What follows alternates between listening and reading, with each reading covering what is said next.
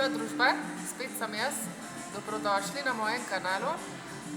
Če še niste član moje YouTube družine, lahko to postanete z lahkoto in brezplačno. In sicer je potrebno samo aktivirati zvonček na spodnjem robu videa s klikom na rdeči gumbek. Znašli ste se v kotičku z imenom Mehika. Jaz živim v Mehiki, tako da pač včasih tukaj potepate z menoj, ali pa poskušamo kakšno hrano skupaj, ali pa, dobro, na žalost vam prek ekrana okusov ne moram posredovati, ali pa se v kakšnih zanimivostih in običajih pogovarjamo.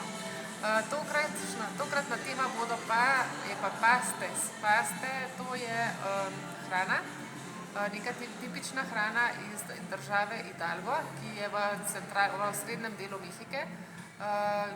Glavno mesto Hidalga je pa Pachuca. Hidalgo se napiše Hidalgo, Pachuca se pa napiše Pachuca.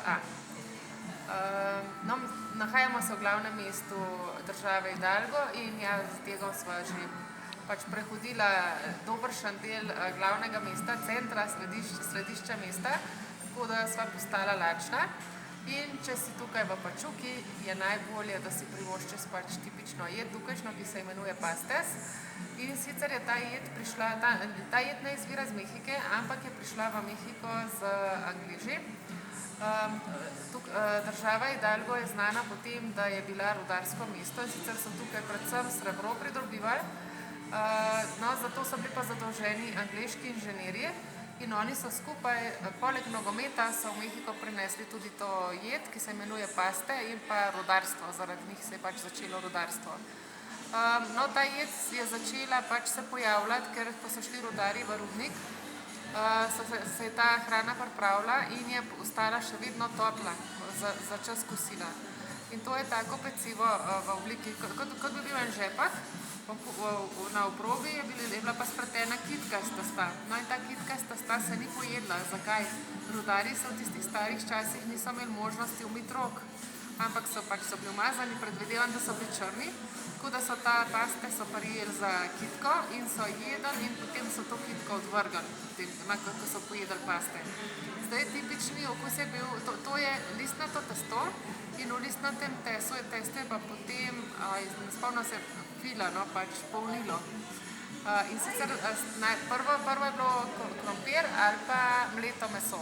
Zdaj s časoma so se zadeve zelo razvile, teh kitk večinoma ni več, so pa razni okusi.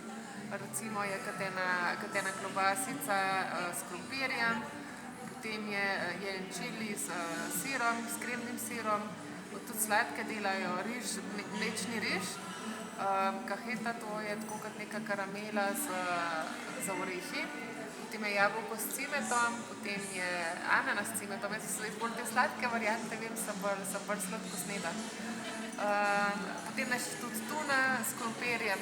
Večinoma so sicer, moram priznati, pikantne, ker tukaj v Hidalgu običajno po drugih delih Mehike lahko prosiš, da ti postrežejo stvari, ki niso pikantne, oziroma prosiš za omake posebej, tukaj pa kar skuhajo noži s pikantnim. Pa gobice s sirom, tudi tam mi je tudi všeč. Pa havajski, tukaj so zelo navajeni na šunko, sir pa na ananas, oni pravijo, da je to havajska varianta. Skratka, to so začeli to so prinesli Angleži v času, ko so oni bili tukaj zadolženi za rudnike. In ker je bil čas kosila, ker so bila lačna, sva šla si kupiti paste. In tukaj več različnih poslovalnic je, več različnih podjetij je. Midva greva ponovadi v Kikos, se ji reče Kikos.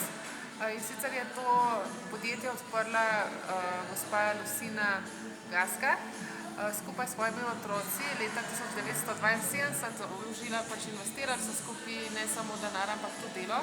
Ampak je bila zelo uspešna gospa, ker je dan današnji imajo oni več kot 100 podružnic in celo v New Yorku so imeli eno poslovalnico, ampak žal v lanskem letu je šla zadeva rakom žvižgati, ker je tečaj dolarja narasel do višav in je povzročila, da poslovalnica tam ne obratuje, pa zelo uspešna in ima svoje poslovalnice tako v Hidalgu, tudi v Puebli, Mexico Cityju, Estado de Mexiki in v Querétaru.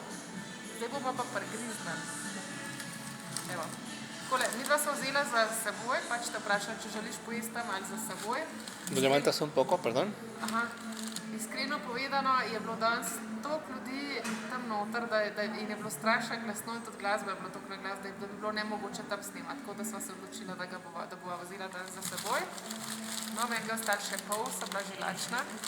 In sicer to takole izgleda.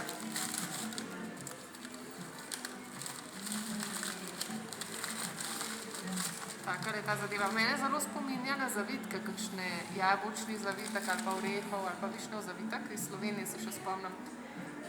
Je pa to taka jedno, da je fino, če bi človek še ptičke poklical, da potem, ko pač nehaš jesti, da bi ptički do ptince pojedali.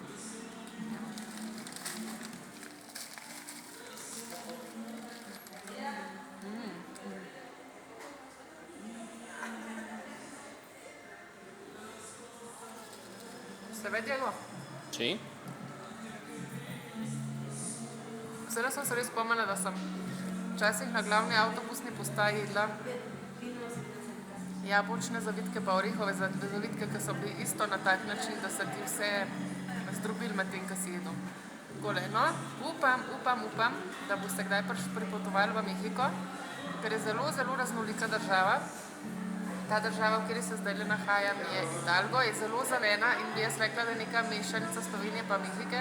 Zelo je zelena, potem so toplice, naravne toplice so, potem so magične vasice, magične zato, ker so tako lepe, ker včasih izgleda, da bi se čas še vedno majčkeno ustavil in so vredne ogleda. Pa zelena je, no, tako kot Slovenija. Tako da upam, da nas obiščete in da si boste tudi privoščali kdaj kakšen paste. Se vidimo naslednjič. Adijo!